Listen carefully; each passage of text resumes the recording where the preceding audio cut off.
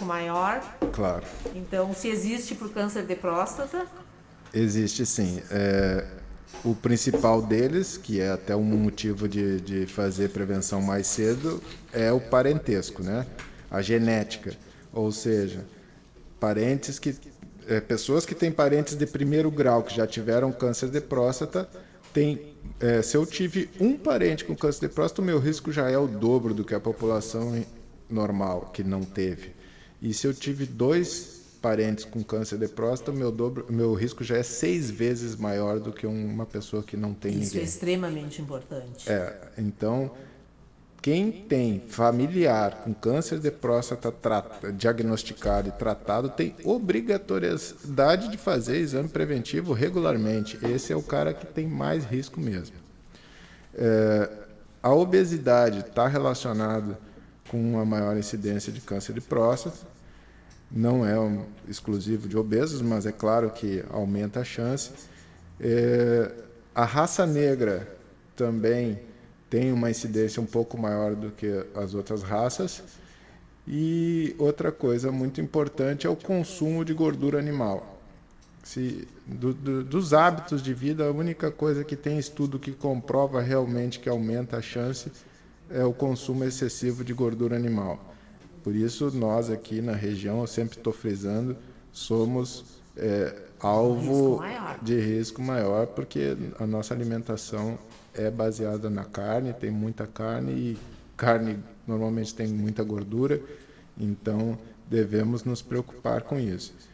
Tem estudos que comprovam que populações que comem menos gordura têm muito menos incidência de câncer de próstata do que outras populações. E antes da gente entrar especificamente naquele paciente que tem sintomas e chamar a atenção desses sintomas, que já seria um diagnóstico um pouco mais tardio, que não é o que a gente quer, né? Nós queríamos que pegasse num preventivo. Vamos falar um pouquinho sobre como fazer esse diagnóstico, o que é o PSA, a importância do toque retal. Acho que isso é importante porque existe muito mito, muitas situações que são relacionadas principalmente ao toque retal. Acho que é importante a gente esclarecer bem. Na verdade, o que mais afasta o homem do urologista é o medo do toque retal, né? Ou o medo do que vão achar dele ter feito toque retal, que eu acho que é até maior do que o próprio exame em si. Exatamente. Mas, enfim, a avaliação ideal, mais correta, é a realização de PSA, que é um exame de sangue, e exame de toque retal de forma anual. Tá? Esse no paciente que o exame vem vindo normal. É claro que esses prazos podem ser mudados dependendo de alguma alteração, alguma suspeita diferente, alguma prova que a gente quer fazer ali por menos tempo, 6 meses, 3 meses, aí depende dos resultados dos exames. Mas em média, uma vez ao ano, exame de toque e de PSA. O exame de toque é um exame rápido, feito durante a própria consulta, não precisa nenhum preparo especial, não tem que fazer dieta nenhuma, não tem que fazer nenhum tipo de lavagem, não tem nada disso, tá? É um exame feito no momento da consulta. E o exame de PSA é um exame de sangue. O PSA é uma proteína produzida pela próstata.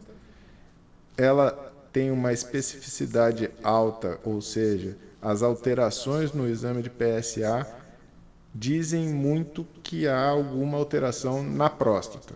É difícil haver uma alteração de PSA que não seja por alguma alteração prostática. Isso que quer dizer especificidade para o pessoal de casa aí. Então, não é exclusivo de câncer de próstata. Ele não é específico para câncer de próstata. Ou seja, pode alterar PSA e o meu problema na próstata não ser câncer. Isso tem que ficar claro. Uma prostatite, que é essa inflamação que a gente falou anteriormente, a infecção prostática, vai elevar bastante o PSA. A hiperplasia prostática benigna, o aumento do volume prostático que ocorre ao longo dos anos com o envelhecimento do homem, vai elevando também o PSA, só que de forma mais gradual, diferente da prostatite, que é uma elevação abrupta. E o câncer de próstata tem uma elevação que é progressiva e provavelmente, se não for tratado esse paciente, ela não para de elevar. Aí sim, os valores dessa elevação é que também fazem com que a gente tenha alguma suspeita maior para câncer ou não. O exame de toque, além de... ele é fundamental e o PSA não substitui o exame de toque, porque, na verdade, as informações são complementares, elas não são... uma não exclui a outra. Eu não consigo saber como é que está a consistência da próstata, eu não consigo saber se existe nódulo palpável ou não se eu não fizer o exame de toque. Às vezes, o paciente vai ter primeiro uma alteração no toque retal e depois o PSA vai modificar. Em 30% dos diagnósticos de câncer são feitos inicialmente por alterações em toque. Isso é comprovado. Ou seja, esses 30% desses pacientes, se não fizessem toque, provavelmente iam retardar o seu diagnóstico. E a gente já acabou de falar que o diagnóstico precoce é o que manda no resultado do tratamento. Então, é fundamental e aumenta muito a minha acurácia em termos de dizer para o paciente se ele está bem. Eu só vendo o PSA, eu não posso falar 100% de que o paciente está sem risco de câncer. Eu vendo o PSA, o exame de toque, eu tenho essa possibilidade. E esse é um dos mitos que a gente tem que combater, que as pessoas acham que PSA faz diagnóstico sozinho de câncer de próstata. Né? É verdade. Então, muitos acham que o PSA resolve tudo. E existem N provas de que isso não é 100% assim. Muitas vezes, realmente, o PSA que alarma tudo. Mas a gente tem que saber que existem as exceções, e essas exceções não são poucas. Eu acabei de falar, são 30% dos casos. Num universo de quase 70 mil casos por ano, 30% é muita gente. Bastante. Claro, olha só, justamente, por isso que é importante, quanto mais cedo se colocar na triagem laboratorial o PSA, né, 40 anos, 50 anos que tu falaste, já é um bom indicador de que a pessoa realmente já está se prevenindo, né? Para evitar de ter uma surpresa mais tarde, né? Exatamente. Mas complementando depois a consulta com o eu sempre sugiro começar a fazer PSA com 40 anos e o paciente sem história familiar, se o PSA é bem baixinho e normal, como se espera, começar a fazer exame de toque a partir dos 50 anos. E aí sim, independente do PSA tá bom ou não tá bom. Tá bom. Como uma rotina. Como uma rotina. Exatamente. Assim, como A mulher vai ao ginecologista e o homem vai ao urologista. A mulher vai ao ginecologista e bem mais cedo, né? Mais cedo. Desde a adolescência. A Exatamente. primeira menstruação, elas já estão lá. Exatamente. E muitas vezes meninas virgens e que têm que ser examinadas às vezes por um homem e não é por isso que elas deixam de ir. Exato. Então eu não vejo problema nenhum do homem fazer Mas essa eu creio, Alessandro, que justamente com esse tipo de conversa que nós estamos tendo, já está mudando muito o perfil. Já mudou. Observar isso no teu consultório. Já mudou. Eu estou em Alegrete de volta há 18 anos e já mudou bastante. Pois é. Já vejo o próprio, até homens mais velhos que têm uma cultura mais pesada, né, do machismo, homens de campanha que teriam também esse lado machão e do cara mais bruto, né, e chegam numa boa, às vezes vão procurar porque querem fazer o exame de toque. Então, assim, não é... Às vezes a bobagem é mais no mais jovem, sabia? Claro. A gente vê que muito problema, às vezes, é no cara mais jovem que está preocupado com o que amigo dele vai pensar. Exatamente. Ou vai escondido lá e não quer encontrar ninguém, né? Não, mas isso aí, a gente tem esse foco. O nosso foco realmente é educativo. É justamente isso, tirando esses mitos e tabus. O papel do médico é de prevenção e educação, né? A gente não foi formado só para tratar isso aí, desde a faculdade a gente aprende isso, né? Eu, Alessandro, por ter uma formação de educador, eu sempre me preocupei com isso, entende? Eu gosto muito mais de trabalhar com prevenção do que com tratamento.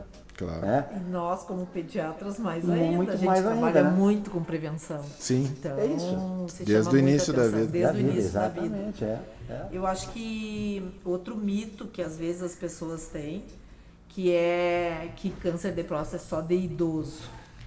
Por Não. isso se começa cedo a A prevenção. chance aumenta com o passar dos anos. Sim, Proporcionalmente, tu vai ter, numa população de 70 a 80 anos de idade, um percentual maior de pessoas com câncer de próstata do que numa população de 40 a 50 anos. Nessa década, essa diferença de década, tu tem diferenças de casuística. Mas o problema maior é que o câncer no mais jovem tende a ser mais agressivo. E é esse que mata mais. Então, não adianta a gente querer prorrogar, porque é muito mais incidente em idoso, mas tem que exatamente. lembrar que é no jovem que a coisa é mais feia. E outro problema grande é a questão econômica da família. O jovem é aquele que trabalha ainda, é aquele que sustenta a família, é aquele que se para às vezes, quebra todo mundo. Todo proveito. Né? É toda uma família, às vezes, que é sustentada por aquele cara que, às vezes, tem um câncer agressivo, vai ter que parar tudo e, quem sabe, vai acabar vindo a óbito e a família vai ficar desguarnecida. Então, eu acho que é fundamental esses mais jovens a terem mais cuidado com a sua saúde, sua prevenção, porque se eles vão embora, às vezes o problema é muito maior. Né? Aumenta para toda a família, é verdade. E aquele paciente que passou daquela fase que a gente espera que seja diagnosticado, que ele praticamente não tem sintoma nenhum, que foi feito um diagnóstico, um exame de revisão, nos check-ups, né? À medida que esse câncer evolui, quais as sintomatologias que ele vai começar a perceber, desde a mais discreta, que pode chamar atenção, até alguma coisa que ele diga, eu sei que eu tenho alguma coisa.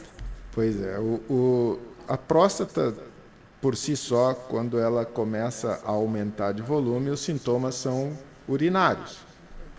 Como a uretra cruza dentro da próstata, faz um túnel na próstata, o crescimento prostático obstrui a uretra e o paciente começa então a ter dificuldades urinárias, né? O jato mais fraco, urinando com mais frequência, com mais dificuldade, às vezes, de conter a urina, pode ter alguns casos de incontinência, urinando muito de noite, acordando muitas vezes para urinar, dor na hora de urinar, até sangramento pode ocorrer. Mas, de uma forma geral, o câncer de próstata ele demora um pouco a chegar nesse ponto, porque a maioria dos cânceres de próstata começam na zona mais periférica da glândula. Ah, sim. Na parte mais externa da glândula. Então, é mais fácil o sintoma estar relacionado à hiperplasia benigna da próstata, que é um crescimento mais da zona interna da glândula, ao contrário, do que o câncer de próstata. Muitas vezes, isso não é uma coisa tão rara de acontecer. Eu vou ter diagnóstico de paciente com câncer avançado que nunca foi ao médico, que nunca viu nada, que chega às vezes com um quadro grave por conta das metástases do câncer, por conta de lesões.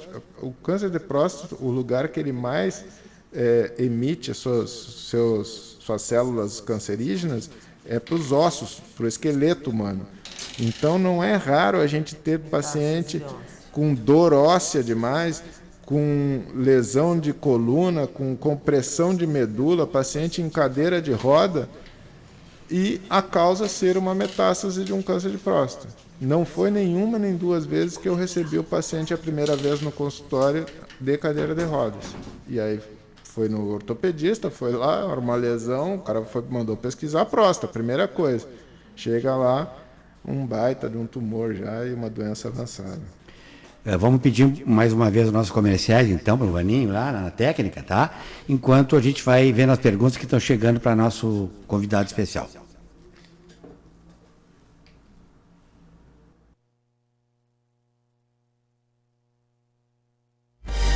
A Acompanhe aqui pela Tia Alegrete todas as quartas, das 12 às 13 horas. Revista em Foco, com informações de fatos, temas, opiniões, entrevistas, abrangendo as áreas de saúde, comércio, agronegócio e profissionais liberais. Um programa com editorial da Revista em Foco e Guia Alegrete. A apresentação, Carlos Conrad.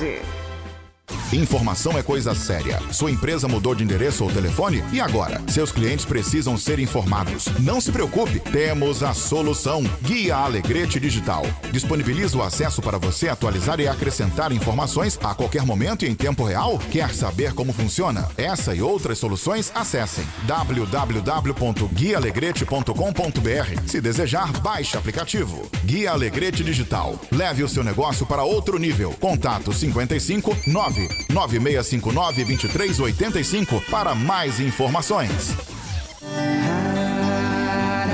Quarentena Solidária. Todos contra o coronavírus. Estamos esperando dias melhores. Ajude as famílias de Alegrete que mais precisam. Doe alimentos, produtos de higiene e limpeza para a confecção de cestas básicas. Quarentena Solidária. Uma programação voltada à solidariedade. Apoio Autoelétrica Taquara. Motor de partida, alternadores e instalações elétricas. Na Avenida Cis Brasil, 2500. Fone 99901-5694. 99964-8921. Oficina Almeida. 38 anos de bons serviços. Na José do Patrocínio 208 Vila Nova. Fone 99934-8725.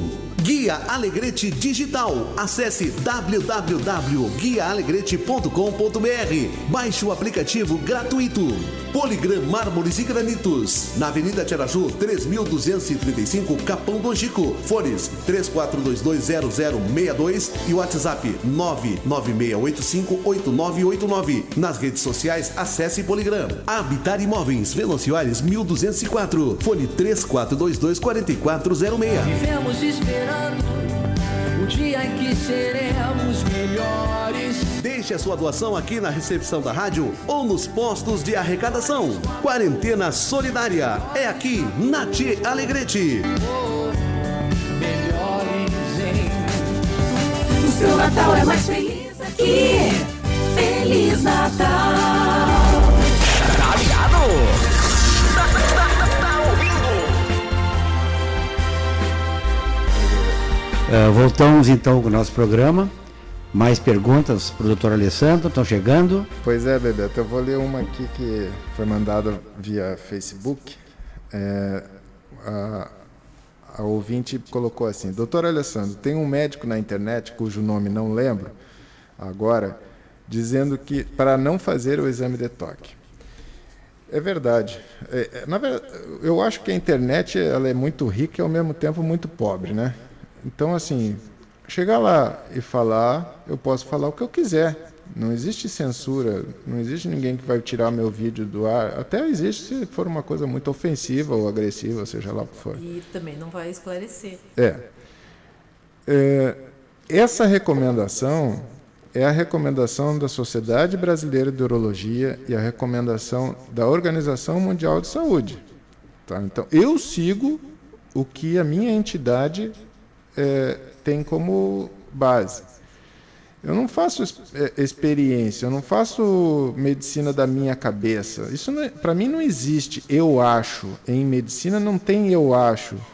Tem o que já foi testado, tem o que já foi comprovado e a gente não está autorizado a fazer joguinho e experiência com os pacientes. Então, assim, eu não sigo nada que não esteja sob a tutela da minha sociedade.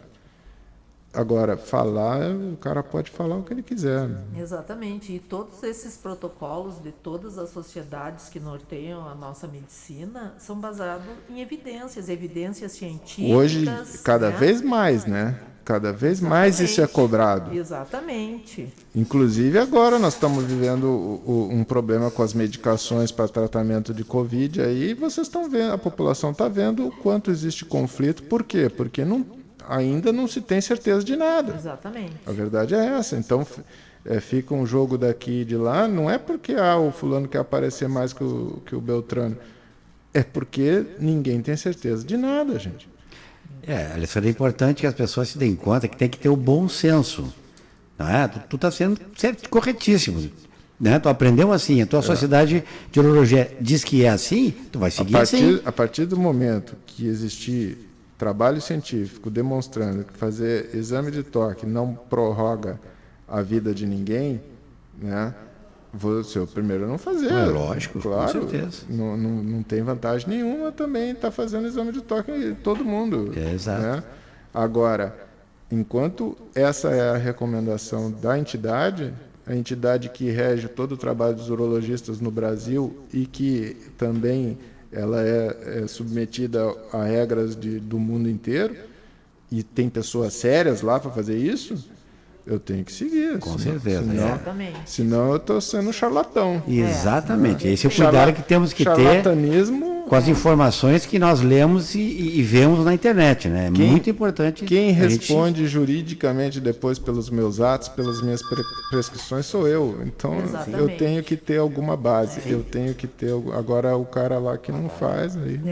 Outra coisa, Alessandro, que é importante... A relação, isso é um mito, a relação do paciente que fez uma vasectomia aumenta o risco dele para câncer de próstata? Vasectomia bilateral não modifica em nada o risco de doença do paciente e também não modifica em nada a sexualidade do paciente. Não melhora nem piora nada. Eu costumo já avisar o paciente, se você tem algum problema hoje de ereção, na sua relação, insatisfação, de ejaculação, seja o que for, não vai melhorar e nem vai piorar. Porque, isso é importante. Porque às vezes o paciente fica grilado que está tendo uma disfunção erétil, uma impotência sexual, e foi porque ele fez uma vasectomia há 4, 5 anos atrás. Não, isso não tem nenhuma possibilidade disso acontecer. Então, a vasectomia é um procedimento seguro. A única coisa que tem que ter, que eu reitero para todo mundo que chega com o desejo de realizar uma vasectomia, é que isso tem que ser bem pensado. A sua decisão tem que ser tomada de cabeça fria. Não é quando acabou de saber que a mulher está grávida. Tem que ter certeza de que isso é o que você quer, porque é um procedimento definitivo. Existem outros métodos anticoncepcionais que não são definitivos. Exatamente. E aquele momento não é um momento impulsivo. Às vezes, no calor de um susto, o cara achou que não ia ter mais filho, o último filho está com 20 anos, a mulher está grávida de novo, e agora? Eu quero fazer vasectomia. Calma, não é bem assim. Eu acho que... Nós estamos faltando 7 minutos e a gente, para finalizar, vamos falar um pouquinho assim, já que tu trabalha numa especialidade que é direto com o homem, e a gente sabe que os homens são um pouquinho menos cuidadosos na sua saúde. Né? Muitos pacientes são levados ao consultório pela esposa. Exatamente. Ou filhas. As mães levam os filhos do pediatra, as mulheres vão muito, desde adolescente ao ginecologista, mas os homens, assim, eles têm muito medo do coração, têm medo do estômago, mas, então, assim, o que tu diria que os homens devem se cuidar para melhorar, ter uma saúde melhor? Né? Eu acho que isso, na verdade, não é só na minha especialidade. Eu acho que é de um modo geral, né? Exatamente. Todo mundo deve se preocupar com a questão de alimentação, né? Procurar ter uma alimentação mais saudável, com o mínimo de sal possível, comer frutas, verduras, alimentos naturais, evitar os industrializados, não se exceder em álcool, de preferência não utilizar outros tipos de drogas e remédio, inclusive, porque remédio é droga. Tem muita causa dependência. Tem muita gente que é dependente de remédio, tá? Que não deveria, inclusive, não tem nem motivo para isso, mas começa a tomar. Praticar atividade física regularmente, e não é um futebol uma vez por semana, fazer atividade pelo menos 3 a 4 vezes por semana. Essa atividade, Alessandro, as pessoas pensam que tem que ir para academia. Não precisa ir para academia. Tu pode caminhar, tu pode brincar com o teu filho, brincar com o teu neto, tu pode fazer. Isso é atividade física. Exatamente. Não é academia. Tem que ser movimentado. Se mexer, claro. Exatamente. Cada um dentro das suas possibilidades. Exato. A gente tem que levar em consideração as limitações físicas da idade, de alguma deficiência articular, seja lá o que for. Claro, né? exato. Com orientação médica de preferência, né? Antes de começar qualquer atividade também, principalmente nos mais idosos. Controle do peso é uma coisa que todo mundo devia fazer. Eu ganhei 10 quilos nesse último ano. Mas como assim ganhou 10 quilos e está tranquilo com isso? Mas não pode. Né? E aí quando tu vai ver, são 20 quilos nos últimos 3 anos. E a gente tem que chamar a atenção que a obesidade é doença. Não é simplesmente ser gordinho. Existe um ciclo. E aqui na nossa região é endêmico, Exatamente. né? O sul, pelo menos aqui em Alegrete, a obesidade é um problema endêmico. Evitar o excesso de álcool, já falei. Falou. Tabagismo. Tabagismo, isso é uma praga, né? Tabagismo, que é uma praga, que vai trazer consequências no futuro. E procurar, de vez em quando, fazer uma avaliação, né? Eu acho que todo mundo tem que fazer um exame mesmo que não esteja sentindo nada. Então, eu acho que isso que é o básico que todo mundo devia procurar fazer para tentar promover um pouco de saúde. Eu costumo brincar que saúde é que nem poupança. A gente, quando mais novo, tem que poupar para depois mais velho a gente usar. Exatamente. Se tu começar a queimar o teu dinheiro todo com 40 anos, tu vai ficar velho, tu vai ficar na M depois, né? Dependendo do salário mínimo lá da aposentadoria. Exatamente. Então, vamos poupar quando a gente é novo. É agora que a gente tem que estar se cuidando. É isso aí. Bom, então, assim, Marilene, claro que a gente teria outras considerações, né? Mas eu queria agradecer, né, de coração a tua presença conosco, Alessandro. Creio que foi assim, de uma produtividade muito grande. Os nossos ouvintes ganharam com isso. Exatamente. Tanto é que a gente teve, né, o feedback dos pacientes perguntando sobre a tua especialidade, né? Então, estamos muito felizes, muito alegres de tu estar conosco aqui, né? Esperamos nos ver, né, numa próxima oportunidade. Até porque tem muitos assuntos. Para sim, porque nós falamos só de câncer de próstata hoje, né? A gente vai com certeza convidar o Alessandro Me para coloco à voltar disposição, novamente para a com gente certeza. conversar sobre outros tópicos dentro da área E dele. Marilene, então tu faz o fechamento da nossa parte para depois nós chamarmos o Carlos Conrad, tá? Gostaria de agradecer também ao Alessandro, ao Bebeto, essa parceria aqui, que é realmente para a gente trazer educação, e educação é sinônimo de prevenção. E eu não poderia encerrar sem colocar para a nossa comunidade a importância da prevenção, que nós estamos nesse momento ainda passando pela pandemia do coronavírus, pelo Covid-19, com números preocupantes, alarmantes, com a nossa UTI lotada. Nós estamos hoje com 9 pacientes, sendo que 8 pacientes entubados em ventilação mecânica. Nós temos 8 pacientes no hospital de campanha, 4 pacientes em oxigênio. Então, assim, os números são preocupantes. O nosso hospital preocupa porque nós temos um número limitado de leitos. E também, assim, eu tenho que falar para a comunidade o que está acontecendo. Nós estamos com as nossas equipes de saúde cansadas, estafadas. Para as pessoas terem ideia, hoje nós contamos com 4 médicos trabalhando na UTI Covid. Por N motivos, 2 colegas tiveram problemas. Então, assim, a gente pede a empatia, a solidariedade da população na prevenção, que é o único ponto em que todos nós podemos trabalhar junto. Vamos usar máscaras corretamente, vamos evitar as aglomerações, vamos cumprir os protocolos sanitários, que é para a gente conseguir fazer a redução do coronavírus na nossa cidade e, consequentemente, nós não termos mais perdas. E isso a gente vem pedindo e conta muito com a colaboração da nossa comunidade. Obrigada pela audiência e obrigada mais uma vez ao Alessandro. Isso aí. Muito bem, ficamos por aqui então, agradecendo a todos pela sintonia, pela audiência. Vem aí o Mensageiro Rural, esse é o programa da Revista em Foco, hoje com a Associação Médica. E nós vamos encerrando por aqui porque Vem aí o Mensageiro Rural com Paulo Camargo. Grande abraço, doutores. Obrigado aí pela participação. Obrigado aí pelo programa e com muito esclarecedor, né? Vamos então agradecendo. Um abraço. Até quarta-feira. Agora é hora de dar um giro nas principais notícias do Brasil e do mundo. Giro Notícias.